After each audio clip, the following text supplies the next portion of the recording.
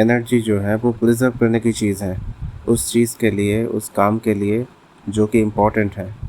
पूरे दिन तुम ऐसे-ऐसे चीज़ में एनर्जी लगाते जाओगे, तो अंत में इसमें तुम्हारा कोई भला नहीं होगा।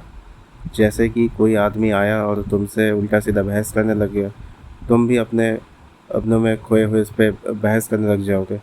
ये नहीं सोचोगे भाई मेरा इसमें कितना टाइम वेस्ट हो रहा है, कितना इस टाइम पे मैं कितना कुछ कर सकता हूँ। तुम्हें ये सब समझ में नहीं आएगा।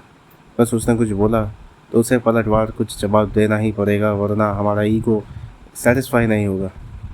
मैं एक बात बता रहा हूँ, कोई भी आएगा तुम्हारे दिमाग में हो या फिर तुम्हारे सामने, उस आदमी का, उस पर्सन का एक ही मकसद तो रहेगा, या फिर ज़्यादातर केस में ऐसा होता है, तुमसे तुम्हारा टाइम को खींचना, ताकि दूसरी चीज़ों पे तुम कभी फोकस कर नहीं पाओ।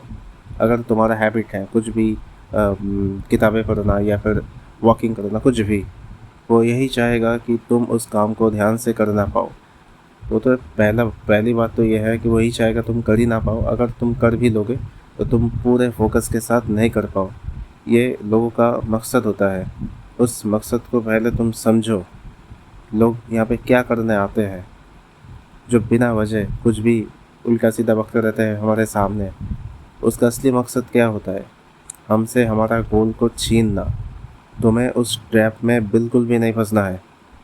तुम अपने माइंड को समझाओ, मेरा ये काम है, मेरी ये प्रायोरिटी है, उस काम को मैं पहले करूँगा।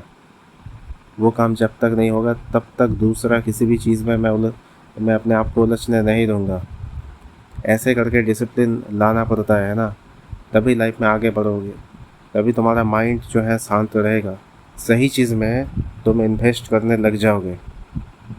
इसीलिए मैं कहता हूँ हमेशा, अगर तुम्हारा कोई हॉबी है, गोल है, पहले उस पर फोकस करो। बेवजह किसी के साथ झगड़ो मत। किसी भी चीज़ में कोई आदमी क्या बोल रहा है, हमारे खिलाफ बोल रहा है, हमारी प्रशंसा करे, उस पर ज़्यादा उलझो मत।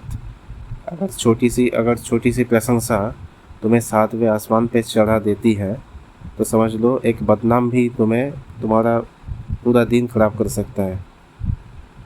समझ पा रहे हो?